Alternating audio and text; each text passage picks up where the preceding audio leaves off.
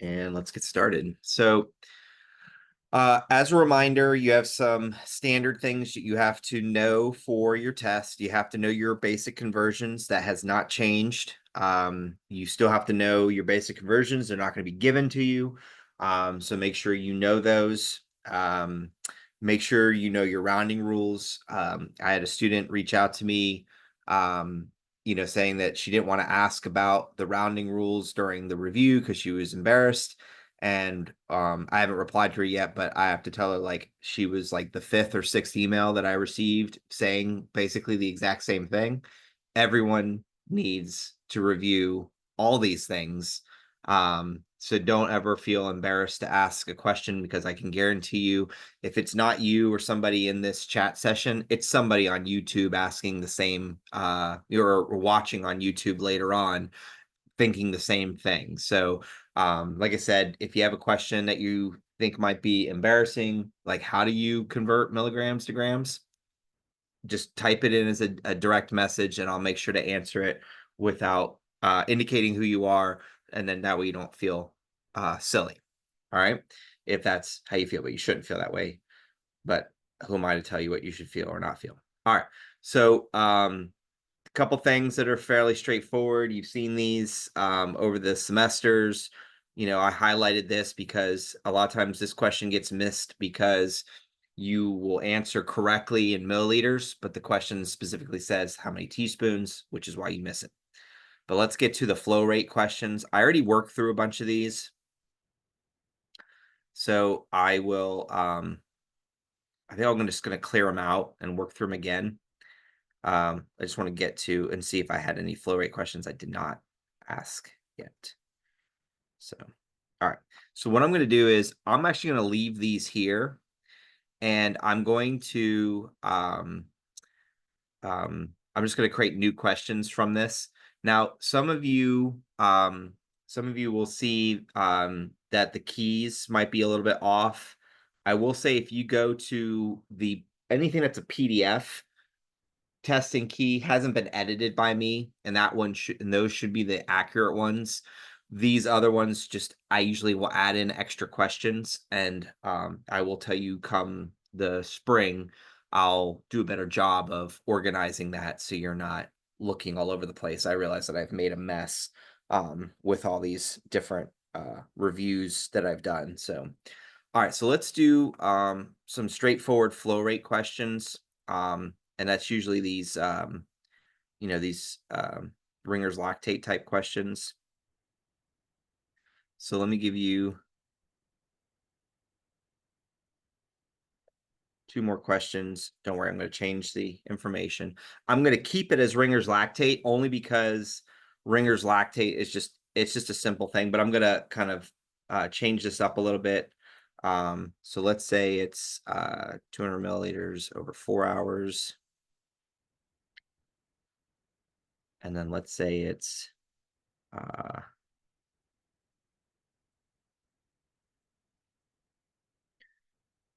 50 milliliters over 35 minutes. So I'm going to change this up a little bit just so we can see how this might look in different perspectives. So the short skinny, the TLDR for flow rate is its volume and it's over time. And there's two ways that we calculate infusion rates or flow rates. We either look at milliliters per hour or we look at drops per minute. And at Allegheny campus, you're going to be given what they're looking for, but in the event that you are studying this and you're not given the like what units you're looking for, just know that if it's a flow rate question, it's milliliters per hour. If they want you to calculate or find the drop rate, they're going to give you the drop. They have to give you the drop factor, or they have to give you they'll state like microtubing, which is another drop factor, and we'll talk about that when we get to that in a minute. So flow rate is quite literally just just want to change my color here because for some reason there we go. Is quite literally just a volume over a time. And the volume that we're going to be looking at is milliliters per hour. So the very straightforward way to answer this question is you just take your volume, which is 200 milliliters, over your time, which is 4 hours. You're going to reduce it. And by reduce it, I mean just put it into your calculator. So 200 divided by 4 will give you 50 milliliters per hour. So I'd say of the new stuff, this is pretty straightforward and it's not overwhelming. At least it shouldn't be overwhelming. All right. Let's look at the second example because this is actually going to create a little bit more of a challenge. Because instead of telling you over 4 hours, now it's telling you over 35 minutes. Okay. But they're still asking you to calculate how many milliliters per hour. So how I'm going to do this is I'm going to write 50 milliliters over 35 minutes. And then you're going to convert minutes to hour. And you'll always know which way to put this. If you do dimensional analysis, you'll always know to multiply by 60.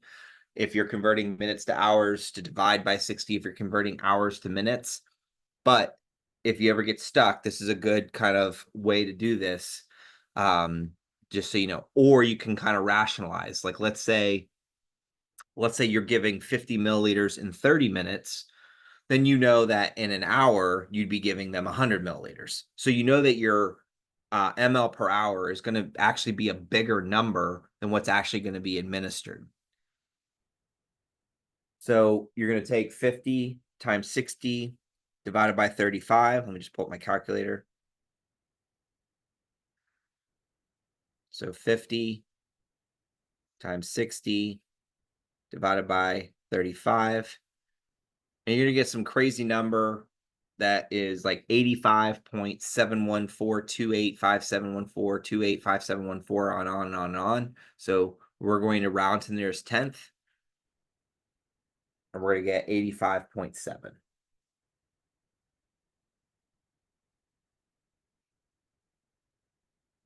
per hour. So you're just doing a simple conversion. And the big conversion here is you're reducing and then converting time minutes to hours. Any questions on flow rates? Or at least what we've talked about so far flow rate wise.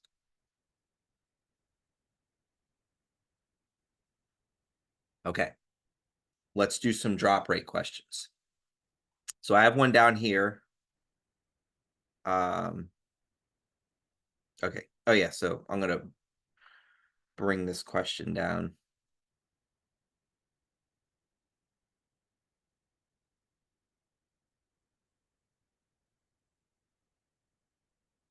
All right. So I don't want to delete all that. So some of your questions will be, they'll show you a picture of a drop rate, and then you're just looking at the label to calculate your drops. Sometimes it'll just be given to you. So what I'm going to do is I'm going to give you, so this is technically number what, 20? I'm going to give you this question, but I'm going to put the drop rate in it. That way, it'll save us some space. I should be able to. So I'm going to change the variables here. Next, okay, good. I'm going to change the variables here, and then we'll calculate some flow rate stuff, and I'll give you a couple examples. So let's do this, and then I'm going to give you 3 new ones. Now, the reason I kind of keep it like this is because it really doesn't matter what else is here, but like, let's say, well, I'll give you an example where there's a medication listed, but it really doesn't matter what the medication is as long as you get the quantities correct. So let's say it's 250 over, I'm just going to say 25 minutes. And let's say it's 1 liter over, let's say 2 hours. And then let's say it's 250. What did I do? 250 up there? Oh yeah. Okay. So let's say it's 150 ml, and then be infused over, let's just say 15 minutes. So I'm going to give you a couple of varieties here. Okay. And then I'm going to add in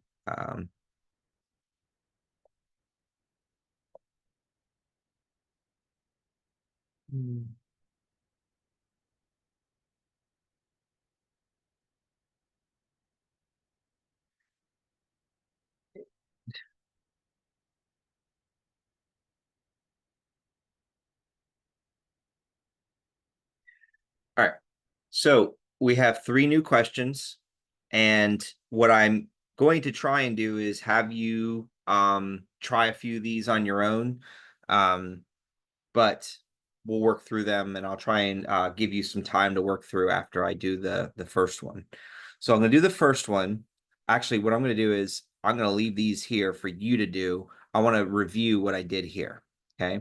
So in the original version of this, we have a label that says 10 drops. This is what it would look like. Alternatively, another label would look like this, where it's like 15 drops. It's just, they're different labels. If you see microtubing, a microtubing is 60 drops per milliliter. So sometimes it'll say microtubing and not give you the drops per milliliter, but you shouldn't have to worry about that at our campus, at Allegheny campus. All right, so let's go back here. So what I'm going to do is I'm just going to go ahead and rewrite what I wrote here, just to kind of show you how we would solve this, and then that way you can get some practice with the other examples I did, so I can challenge you a little bit to do that. All right, so in order to calculate a drop rate, and the way you know you're dealing with a drop rate is they will tell you and they will give you a drop factor. So whether that's 10, 5, 15, 20, whatever it happens to be, sometimes it'll be listed in the examples or in the context of the question, like I did there, or it'll be they'll show you a picture of a label. So what we're going to do is we're going to take some information here, and we're going to do 2 things. We're going to take our flow rate and our drop factor to give us our drop rate. Flow rate, as we were just reviewing, is milliliters per hour. Drop factor is drops per minute. I'm sorry, drops per milliliter. And drop rate is drops per minute. Now, the reason it's GTT is because DR is the abbreviation for the apothecary unit drams. So if you have a bottle of perfume or cologne at the house, you can look at that and see that sometimes that's measured in drams. It's really the only place I've seen it in like modern times. You might see like reference to drams in old apothecary or old like older textbooks or older things, but they've converted mainly to a metric system. So you're going to see milliliters, drops, minute, units, things like that when you're talking about from a medical perspective. So that's why so DR was already taken. So GTT is the abbreviation for drops. I'm sure it stands for something. Maybe there's like a German word for drops it's abbreviated in that, but I don't know that well. Now, sometimes you might see the flow rate in these types of questions where it gives you volume over time in milliliters per minute. And since you're looking for drops per minute, if it gives you that, leave it in minutes. Do not convert minutes to hours and then convert it back hours to minutes. but we are going to do a conversion here because we're in hours and we need it to be in minutes. So all I'm going to do is I'm going to take the volume they gave me, 500. So you know that 500 cc's is the same thing as 500 mLs. I'll write it there. And then I have 1.5 hours, and I'll show you a short way to do this as well. And we're going to multiply by our drop factor, which is 10. Now, before you do anything, you can at least see you're in drops per hour before you do any kind of calculations. This is one of those things where, like, if you're trying to do desired over have or order or available, it gets challenging because it doesn't always work out the way you've been doing it when you have your order and then you're available, because technically we don't have an order available here. Like, our order is just what is the infusion rate, and then it's just telling you available, everything's available here. So you're not necessarily calculating like a single thing, like a milliliter or a tablet or a capsule. So I would strongly suggest that you practice setting up your problems similar to this. Even if you are like, you just hate dimensional analysis, I'll tell you it'll help to simplify things just for the standpoint of organizing it. Because what you can see is the way it's written now, we're in drops per hour. And then that will be your clue to be like, well, wait a second, I'm looking for, drops per minute. That's what it says. That's what it says here. If I want drops per minute, then I need to make sure I convert hours to minutes. And I'll show you the way I would do this to keep it simple. So we get rid of hours, minutes. Now, when you do this and you plug it into your calculator, you're just going to multiply across the top. So I'm going to do 500 times 10. And then divide by the bottom. So I get 5,000 divided by 1.5. And then I'm going to divide again by 60. And I'm going to get 55.55555555555 drops per minute. And now, unlike, so you're going to get this 55.555. It just keeps on going. In the context of drops, this is important to show, and this is one of the reasons why I showed this to you. You can't give somebody a partial drop. You could give somebody a decimal milliliter per hour, hypothetically, but drops are it's either a drop or it's nothing. So when you're dealing with drops, you have to round to the nearest whole number. So your answer would be 56 drops per minute. So I know that, and I know that I've done a really good job of like persuading you to make sure you are rounding when appropriate, and to round to the nearest tenth for numbers greater than 1, round to the nearest hundredth for numbers less than 1. And now I'm telling you there's a new rule, and that is, and it's not necessarily a new rule, it's just that in the context when you're dealing with drops, you can't give somebody a tenth of a drop or even a half a drop. It's either they get a drop or they don't get a drop. So it's 56 drops per minute. The alternative way that I would do this to kind of create, like, just make it simple, is I would just right off the bat convert the 1.5 hours, and then I would just convert that to 90 minutes, because an hour and a half is 90 minutes. So if it's 2 hours, 120 minutes. If it's 3 hours, 180 minutes. Take out your calculator, take the number of hours times 60. That's how many minutes it is. I think you know how to do that, and I think that will save you some time when you're doing these setups. And then that way, all you have to do is this: 500 cc's over 90 minutes times the drop factor, and you're done. You don't have to do any more conversions. And then it's just multiply 500 times 10 divided by 90, and you'll get your same answer, the rounded 56 drops per minute. So I'm gonna give you a few minutes. Let me just label these, like, let's just call this A, B, and C. And then go ahead, and I want you to practice doing these. So when you get an answer, just put it in private, like in the DM, put your answer for A, B, and C. And I'll give you some time to work on that, and then we'll I'll make sure you have the answers, and we'll work through them if we don't get the right answer. So go ahead and take a moment and practice these three, and let's see if we all get the same answer.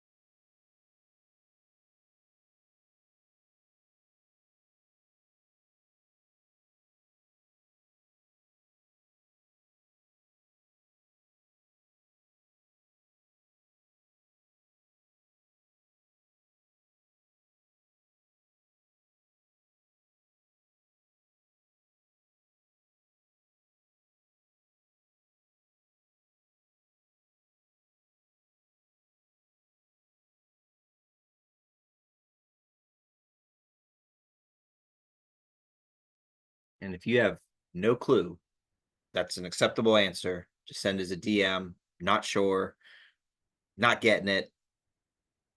That's an acceptable answer at this point.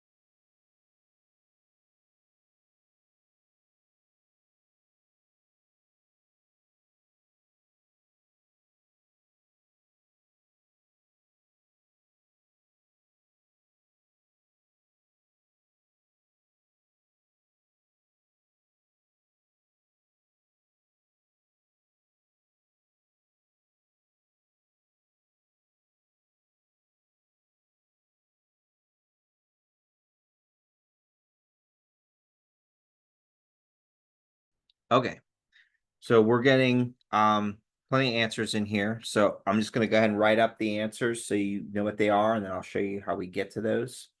So it's helpful if we click in here. All right, so the first one, you should get 150 drops per minute. Second one, you should get 83. And the third one is 200.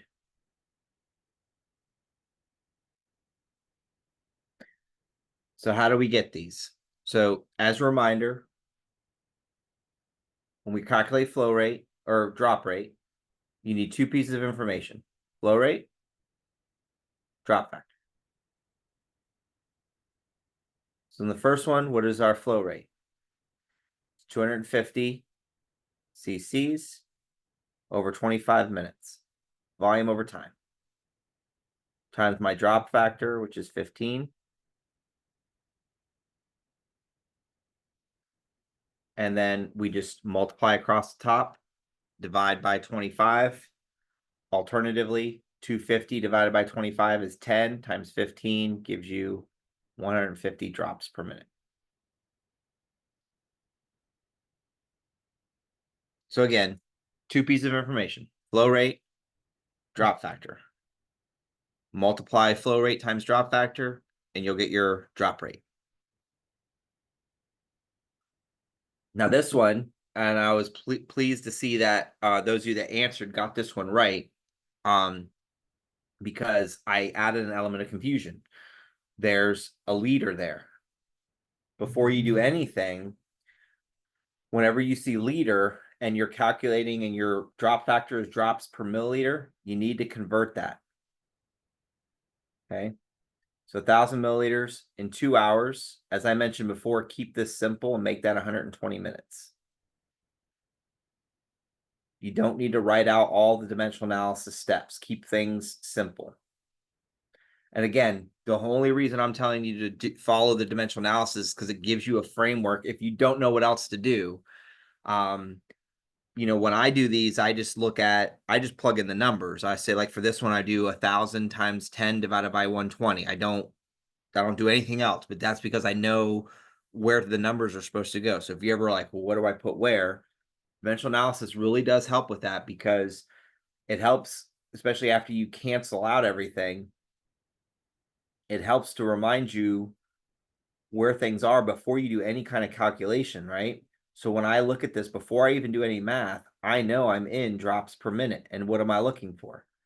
Drops per minute. This way we keep it simple. And I know simple is obviously in the eye of the beholder. But I always say dimensional analysis is more just about organizing the material. When you organize the material, it helps to keep things organized, and then that way you're less likely to make mistakes. It does take a little bit of a learning curve to learn how to do it in the beginning, but some of these questions, especially the flow rate questions, you really can't do ordered over available or desired over have easily with them. Okay, so if you've learned that way, then when you do this, you actually get 83 point, I think it's 3333333. Let me just double check. I know it's like a big decimal answer.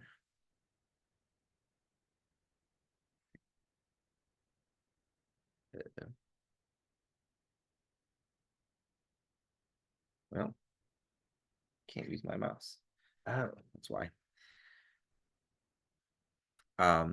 So if I take 1,000 times 10 and divide it by 120, yeah, I get 83.3 repeating. And remember, we can't give somebody a partial drop.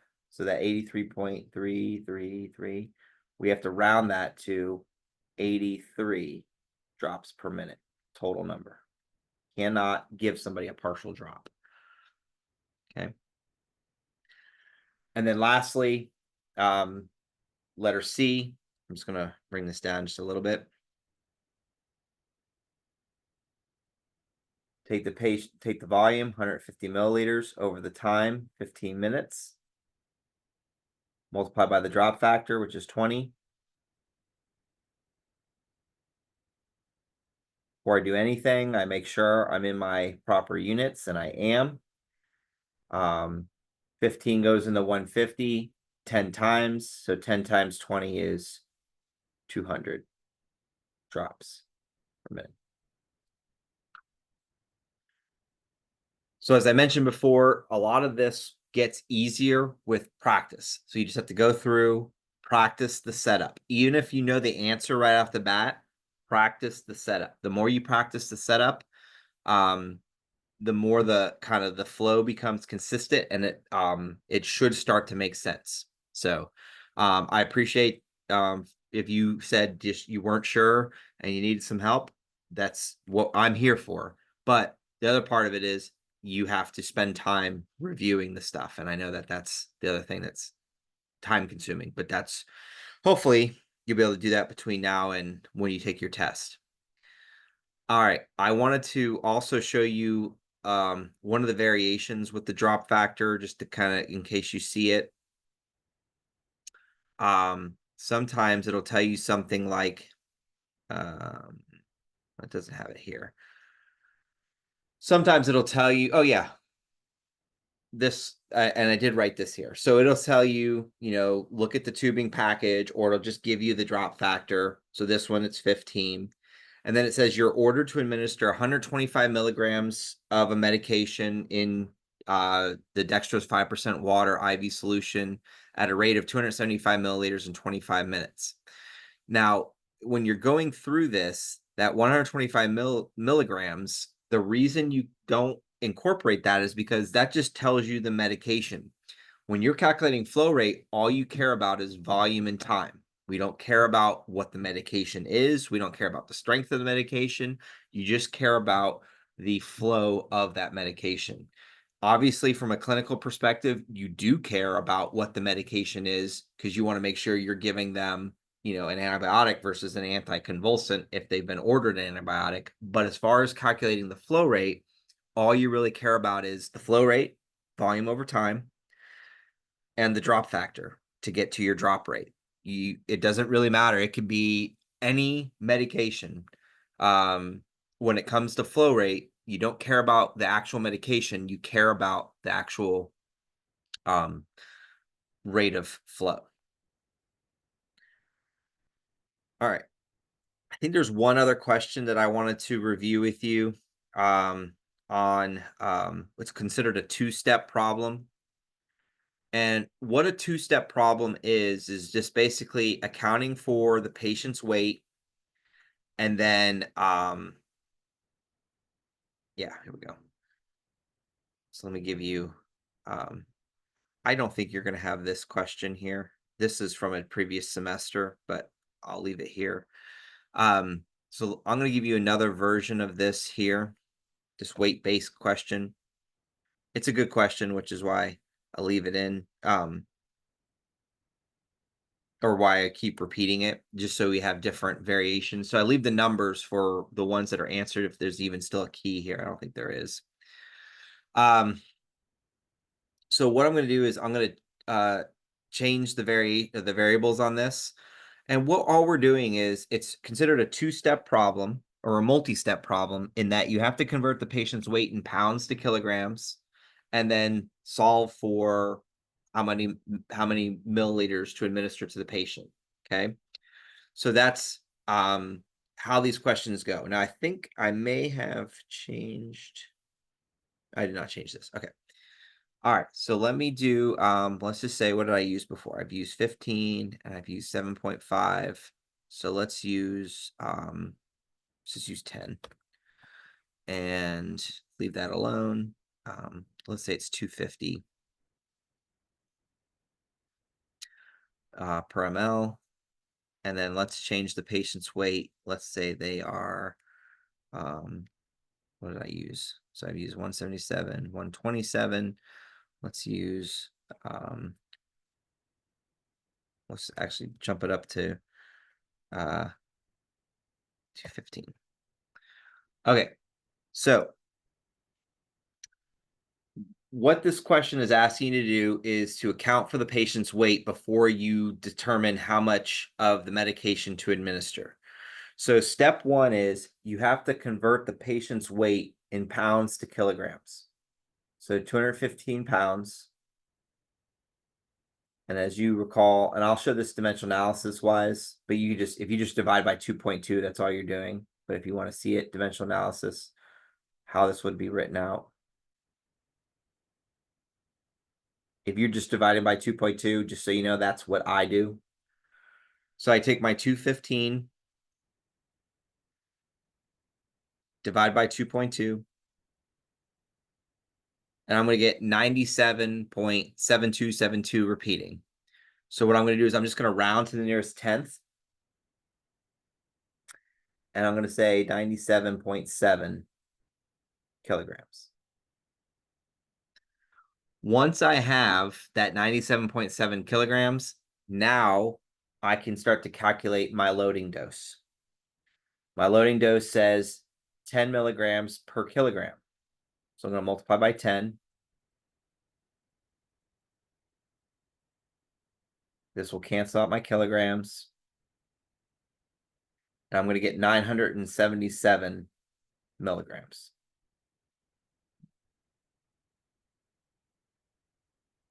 And then I can just solve for milliliters the same way you've done with the with your one-step parenteral medications, even your oral-based medications.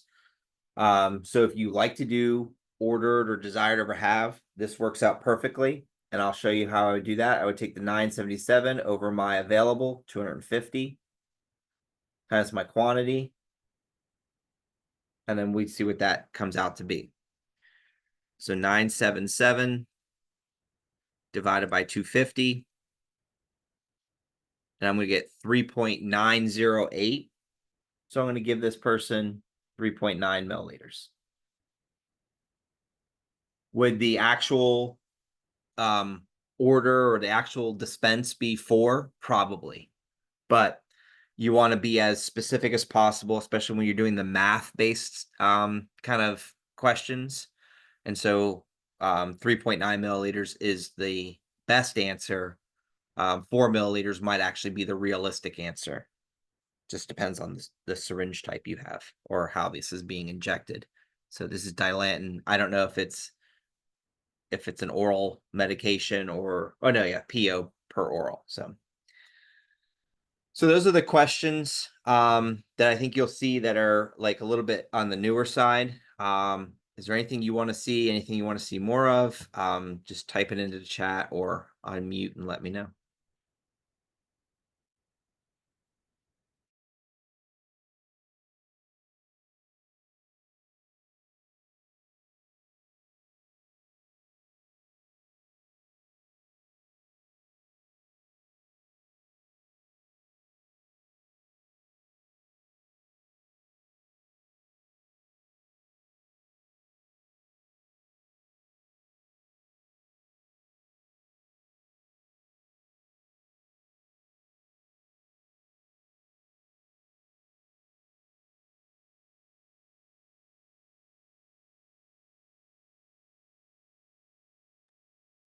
Absolutely. So let's look at number 6. Just make sure this is the same that I have. So is this the same question that you're referring to, number 6? Yes. Okay, thank you. I just wanted to make sure because sometimes like I end up having I've kind of adulterated this so much. So what I'm gonna do is I'm also gonna create a separate question just so you have another practice question. That way it can challenge you on it. So I'm just gonna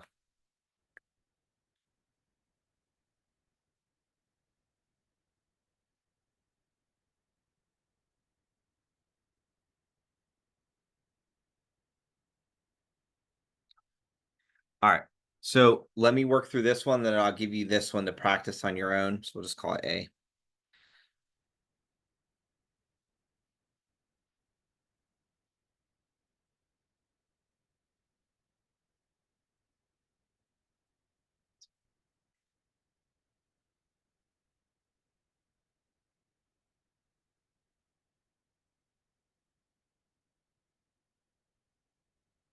All right, maybe I won't call it A. Okay, anyways. Sorry, I was trying to manipulate that. So the way I always do this is it's kind of just doing like a ratio setup. And so what I usually tell students to do is to follow the following format. Take your actual output, so what the patient actually voided, and put it over your you could call it expected output or theoretical output, but expected, and then multiply by your replacement. The reason I did this is just it was just my way of simplifying, and I'll show you where I came up with this. But basically all you're going to do is then once you have that kind of setup, you just take your 500 milliliters over the 125 milliliters times 40, and that's how you would get your answer for this. where this came from is I said, and students don't necessarily like to see this sort of thing, which is why I'm always hesitant to kind of put it on here, just because it adds a little extra thing. But how I kind of came up with solving this. So if I put my 40 milliliters as my kind of replacement, so I always say that's my 40 milliliters in over my 125 milliliters out, and then I'm equating that or creating a ratio where I'm trying to figure out what this volume is in, but I know that this volume in is, the actual out. And then all I'm doing is cross multiplying to find the answer. But sometimes when I say that, students attack me like I make, that I'm making you learn math.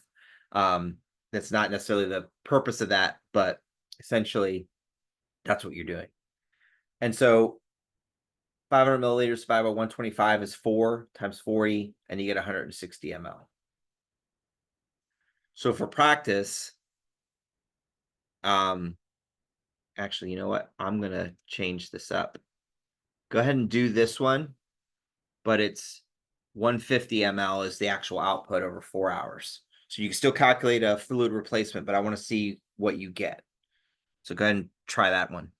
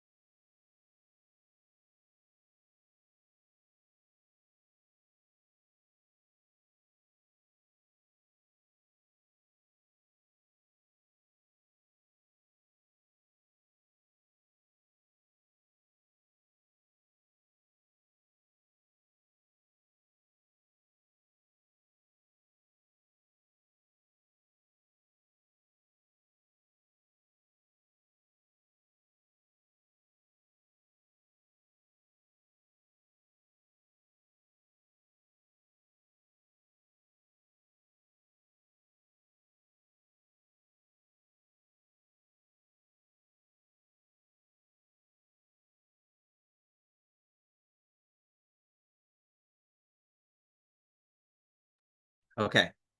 So I got the answer here, and you picked, my guess is that you picked the big number over the small number instead of the actual out over the theoretical out, or the expected out.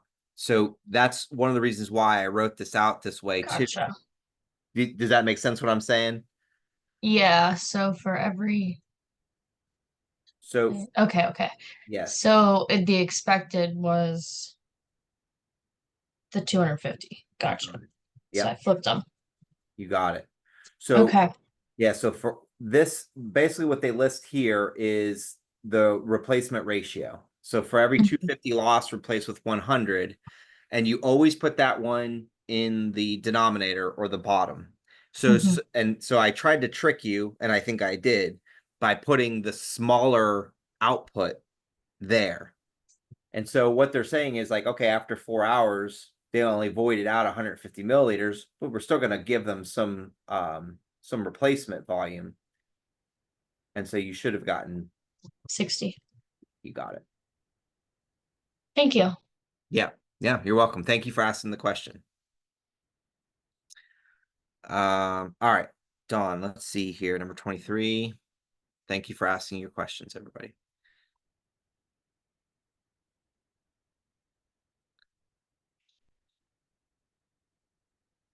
Okay. Yeah. So 23, you know how to do. 23 is just you take the milliliters of the visceral and you add it to the milliliters of the mepridine. So when you're doing that, you're going to take so for the visceral, 60 milligrams, and you can do desired over half with this one. That works out perfectly fine. Over 50 times 1 milliliter. For the mepridine, you're going to take 85 over 75. And then you're going to find out what the milliliters of each of these are. So 60 over 50. Okay. Gives you 1.2.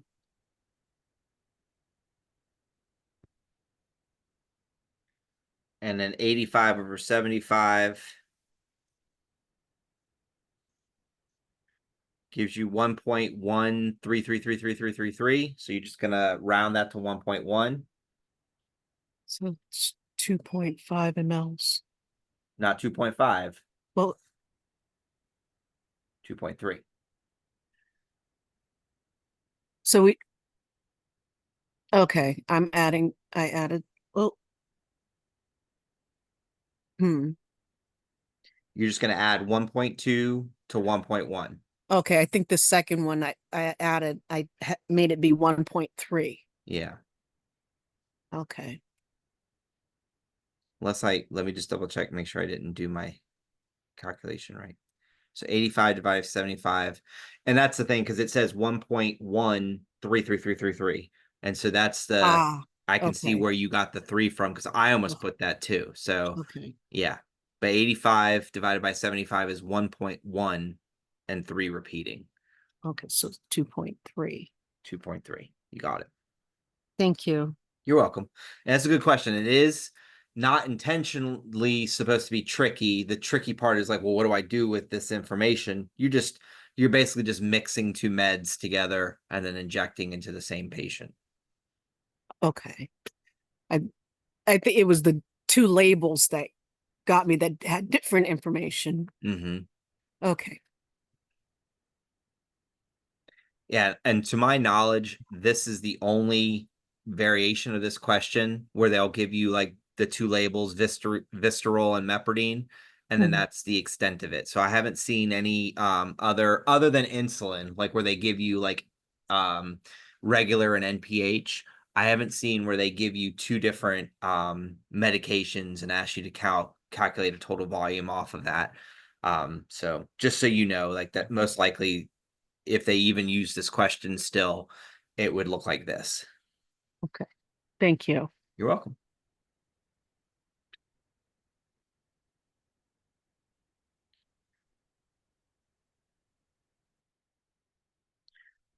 All right. Well, that's what I had for you to review over, but I'm hanging out here. If you have any other questions, just either type in the chat or unmute and let me know. But if you feel pretty good about this and just want to practice on your own, then that's perfectly fine. And then I'll be back with 1:30 at 3:45. So if you have any questions between now and then, you can email it to me and I will try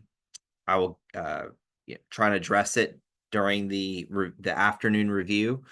And if you don't have any other questions, then we're good for here. And I'll tell you, you can hop off whenever you're ready to. If you have any other questions, like I said, I'll be here.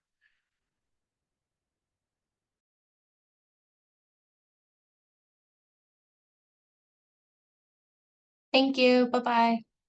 You're welcome. Good luck on your test. Thanks. Bye-bye.